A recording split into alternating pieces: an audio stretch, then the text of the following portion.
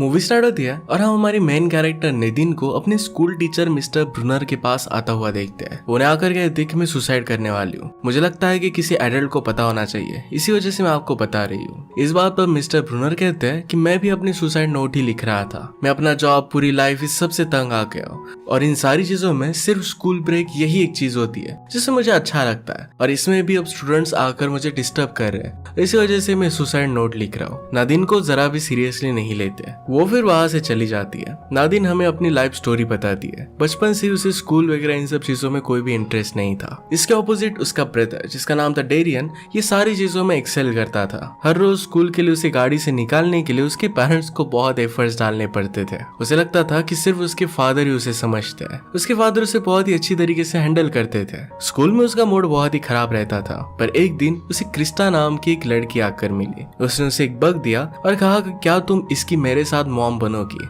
वो दोनों मिलकर इस बग का ख्याल रखने वाले थे, पर ब्रेक में ही नादिन ने उस बग को अपने कंपास में डाल दिया और इस वजह से उसकी डेथ हो गई। इस ट्रेजेडी को एक दूसरे के साथ वो सफर करती है। यही से उनकी फ्रेंडशिप स्टार्ट हो गई थी। हमेशा एक दूसरे के साथ वो टाइम स्पेंड करती।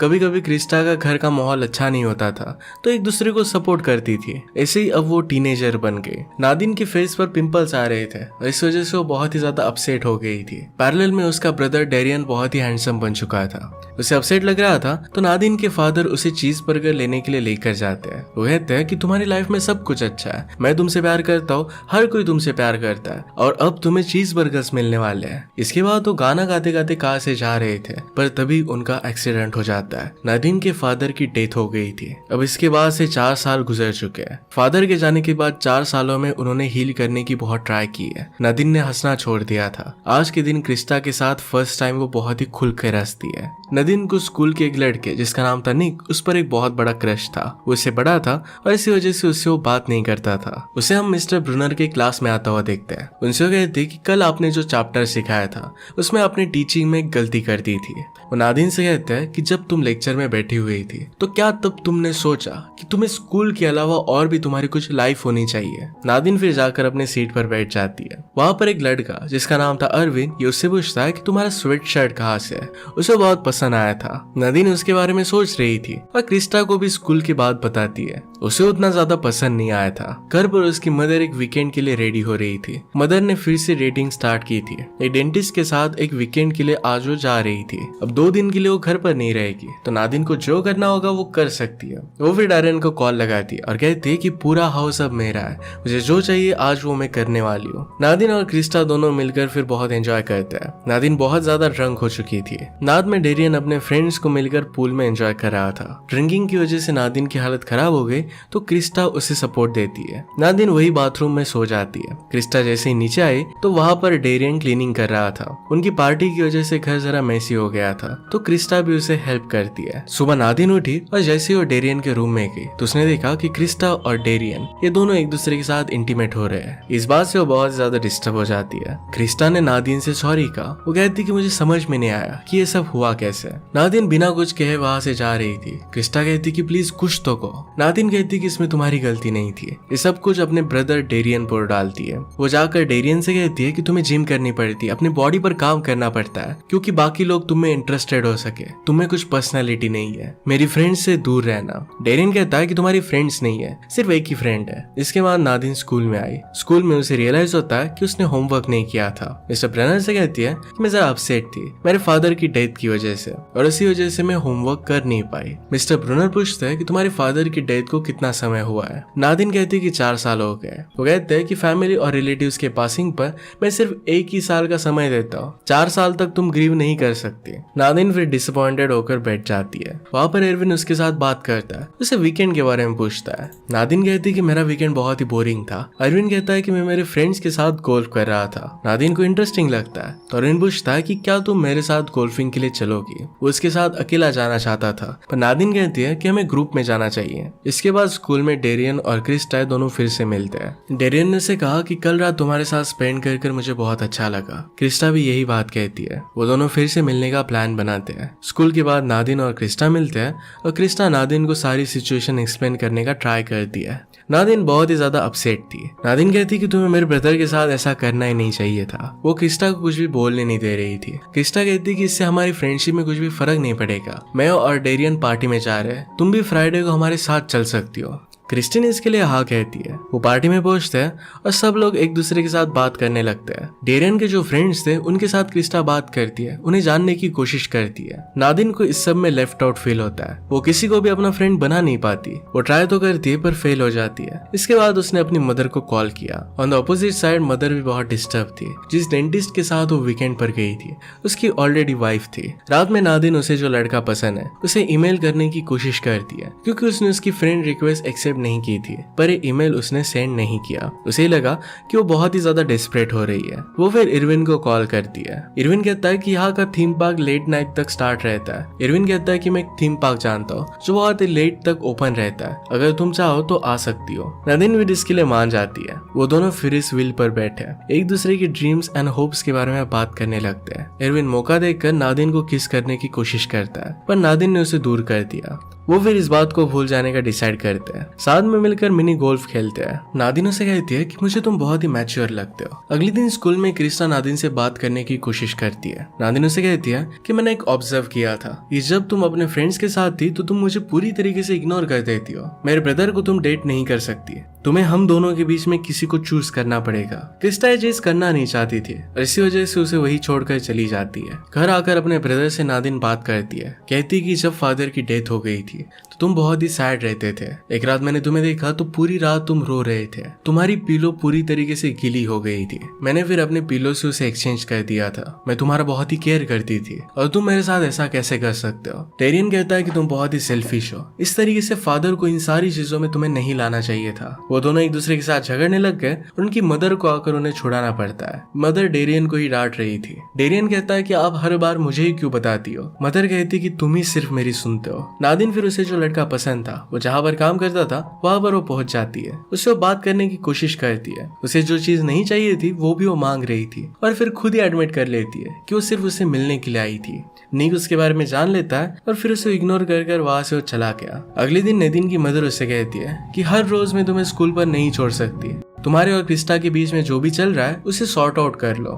क्रिस्टा तुम्हें लेने के लिए आती है तो मुझ पर ज्यादा लोड नहीं आता। स्कूल में आने के बाद नेदिन इरविन को ढूंढ रही थी। इरविन के फ्रेंड उसे कहते हैं कि फिल्म फेस्टिवल के लिए वो एक प्रोजेक्ट क्रिएट कर रहा है और इसी वजह से वो स्कूल से ऑफ ले रहा है। वो आकर फिर मिस्टर ब्रूनर के साथ लंच करने लगती है। वो उसे कहने लग गई कि मेरा यहाँ पर कोई भी फ्रेंड नहीं है, उसे कोई भी अच्छा नहीं लगता था। मिस्टर ब्रूनर कहते हैं शायद कोई भी तुम्हें लाइक नहीं करता। इस बात से नेदिन को गुस्सा आ जाता है। मिस्टर ब्रूनर को भी बहुत कुछ बोल जाती है। वो फिर उसे एक कुकी देते हैं ताकि उसे अच्छा लग सके और कहते हैं कि तुम मेरी फेवरेट स्टूडेंट हो। नादिन पूछती है कि क्या सच में। ब्रूनर कहते कि तुम अपसेट हो और यही मुझे कहना चाहिए। स्कूल के बाद नादिन को अरविंद का कॉल आता है। उसे कहता है कि तुम मेरे बारे में पूछ रही थी। नादिन फर्स्ट टाइम तो उससे कुछ भी बात नहीं करती और कॉल वैसे ही रख देती है, पर बाद में उसे कॉल करती है। उसे कहती है कि मैंने जरा एंटी डिप्रेशन पिल्स ली थी और इसी वजह से मुझे बुरा लग रहा था। अरविंद कहता है कि क्या तुम मेरे घर पर आना चाहोगे, यहाँ पर पूल भी है। दोनों मिलकर फिर पूल में मजे करते हैं। नादिन एक्टिंग कर रही थी और उससे पूछती कि क्या तुम मेरे साथ इंटीमेट होना चाहोगे और इसके बाद वो हंसने लग गए। एरविन को सीरियस लगा था और इसी वजह से वो जरा अपसेट हो जाता है। उसे कहता है कि तुम्हें इस तरीके की बातें अपने फ्रेंड से नहीं करनी चाहिए। नादिन फिर उसे सॉरी कहती है। इसके बाद वो एक दूसरे के साथ हैंग आउट करते हैं। अरविंद एक्चुअल में बहुत ही अच्छी ड्राइंग करता था। अपने ड्राइंग के प्रोजेक्ट से वो फिल्म बनाने वाला था। उसके पेरेंट्स 3 मंथ्स के लिए घर पर नहीं थे, पर फिर भी वो कुछ पार्टी वगैरह नहीं करता। अपने गोल्स पर वो फोकस्ड है। वो दोनों एक दूसरे के साथ बहुत अच्छा टाइम स्पेंड करते हैं। अगले दिन नादिन को स्कूल पर छोड़ने के लिए उसकी मदर आई। गाड़ी से निकलने के बाद नादिन क्रिस्टा को देखती है। उसे स्कूल में नहीं जाना था। मदर के पास उसे कार से निकालने के लिए टाइम नहीं था, तो अपसेट होकर कहती है कि तुम मेरे साथ काम पर आ रही हो। वहीं पर बैठे बैठे नादिन बोर हो जाती है। अपनी मदर को तंग करने लग गई। मदर नादिन से कहती है कि जिस तरीके से तुम बड़ी हो रही हो इस बात से तुम्हारे फादर बहुत ज्यादा डिसअपॉइंटेड होते हैं। नादिन इस बात से गुस्सा होकर अपने मॉम की कार लेकर वहां से भाग जाती है। वो डायरेक्टली निक को मैसेज कर देती है कि तुम मुझे बहुत अच्छे लगते हो। उसके साथ इंटीमेट होने के बारे में उसने वहां पर लिखा हुआ था। इस मैसेज को सेंड नहीं करने वाली थी, पर गलती से सेंड हो जाता है। तुरंत बाद इस डिसीजन को रिग्रेट करने लग जाती है। वो डायरेक्टली मिस्टर ब्रूनर के पास आती है तो उनसे कहती है कि क्या आप कुछ नहीं कर सकते, उसका फोन वगैरह ले लो। वो चाहती थी कि वो मैसेज ना पढ़े, वो बहुत ज्यादा टेंस हो जाती है। मिस्टर ब्रूनर उसे कहते हैं कि सब कुछ ठीक हो जाएगा। उसे उन्होंने पैसे दिए और कहते हैं कि जाकर आइसक्रीम वगैरह खाकर आओ। नादिन को उसकी मदर का कॉल आता है पर इसे वो इग्नोर कर देती है। थोड़ी देर में नादिन को निक का मैसेज आ जाता है। वो कहता है कि ये मैसेज बहुत ही क्यूट था, अगर तुम रात में हैंग आउट करना चाहती हो तो आ सकती हो। ये मैसेज देखकर नादिन बहुत ही खुश हो जाती है। घर पर आकर वो अच्छे से रेडी हो जाती है, पर इस सब में उसने अपनी रूम का मेस कर दिया था। जब फ्रस्ट्रेटेड होकर उसकी मदर घर पर आई तो देखती है कि नादिन का रूम पूरी तरीके से तहस नहस है। इस बात से वो बहुत ज्यादा गुस्सा हो जाती है। आज रात डेरियन और स्टाफ अपने फ्रेंड्स के साथ पार्टी कर रहे थे, तभी डेरियन को उसकी मदर का कॉल आता है। नादिन के साथ जो भी हुआ था सब कुछ मदर उसे बताती है। मदर को सहारा देने के लिए डेरियन वहां से घर पर आ गया। क्रिस्टा भी उसे सपोर्ट करने के लिए वो भी घर पर आ गए। पैरेलल में नादिन और निक ये दोनों डेट पर जाते हैं। घर पर मदर बहुत डिस्टर्ब थी। डेरियन उन्हें संभालने की कोशिश करता है। डेरियन कहता है कि आप हमेशा मुझे ही क्यों कॉल करती हो। मदर को अपनी गलती रियलाइज हुई। वो कहती है कि मेरा तुम्हारे सिवा कोई और है नहीं। नादिन और निक फिर दोनों ही जगह पर जाते हैं। वहां पर निक उसे किस करने लगता है। वो डायरेक्टली उसके साथ इंटीमेट होने लग गया, पर नादिन उसे मना करती है। इस बात से निक बहुत ज्यादा गुस्सा हो जाता है। वो कहता है कि तुमने ही मुझे मैसेज किया था। नादिन को बहुत बुरा लगा और वहां से वो निकल जाती है। वो उसे लाइक करती थी और मैसेज गलती से चला गया था। उसे भी लगा था कि शायद निक भी उसे लाइक करता है। इसके बाद वो मिस्टर ब्रूनर को कॉल करती है। वो उसे अपने घर लेकर आते हैं। घर पर नादिन ने देखा कि मिस्टर ब्रूनर की एक बहुत ही ब्यूटीफुल सी फैमिली है। नादिन ने कभी भी उन्हें अच्छी फैमिली के साथ इमेजिन नहीं किया था। थोड़ी देर में वहां पर डेरियन आ जाता है। वो नादिन से कहता है कि प्लीज कार में बैठ जाओ। वहां पर क्रिस्टा भी थी और इसी वजह से नादिन उसे मना करती है। और डेरियन भी इस बात से गुस्सा हो गया। नादिन उसे कह रही थी कि तुम्हारे लिए सब कुछ ईजी है, तुम्हारी लाइफ ईजी है। डेरियन उसे समझाता है कि ऐसा कुछ भी नहीं है। वो जिस कॉलेज में जाना चाहता है वहां पर नहीं जा सकता, क्योंकि उसे घर के पास रहना पड़ेगा, क्योंकि उसे पता नहीं कि नादिन अपनी मदर का ख्याल रखेगी भी या नहीं। वो क्रिस्टा से प्यार करता है, पर नादिन इस बात से बहुत ज्यादा हर्ट हो रही है। ये बात उसे अंदर ही अंदर खाई जाती है। डेरियन ने फिर मिस्टर ब्रूनर से कहा कि बाद में इसे घर पर छोड़ देना, और वो वहां से चला जाता है। थोड़ी देर में मिस्टर ब्रूनर उसे घर पर छोड़ देते हैं। घर पर आने के बाद वो डेरियन से बात करती है। वो कहती है कि मैं हमेशा मेरे ही बारे में सोच रही थी। डेरियन पर क्या गुजर रही है इसके बारे में उसे पता नहीं था। वो जिस भी तरीके से बिहेव कर रही थी इसलिए उसे सॉरी कहती है। डेरियन उसे माफ कर देता है और उसे हक कर लेता है। अगली सुबह क्रिस्टा भी वहां पर ही थी। नादिन का मूड अच्छा था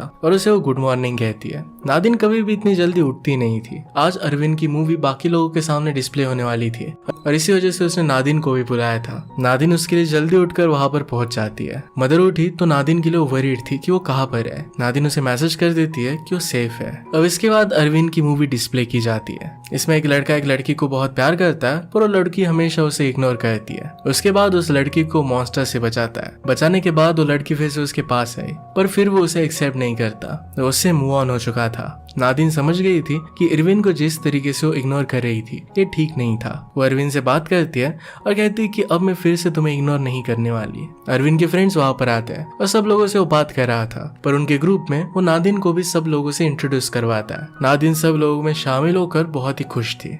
उसे अपने इश्यूज की रिस्पॉन्सिबिलिटी खुद लेनी थी और अब वो सीख चुकी थी। सेल्फिश ना बनकर सब लोगों को रिस्पेक्ट दे रही थी। इसी लर्निंग के साथ ये मूवी एंड हो जाती है। अगर आपको एक्सप्लेनेशन अच्छा लगता है तो प्लीज लाइक और कमेंट जरूर कर दीजिएगा। मैं बहुत सारी मूवीज लेकर आते रहता हूँ, तो प्लीज चैनल को सब्सक्राइब कर दीजिए और बेल नोटिफिकेशन आइकन दोनों में मत भूलिएगा। हम फिर से मिलेंगे और एक नए मूवी के साथ। तब तक के लिए थैंक यू और आप अपने आप का ख्याल रखिए।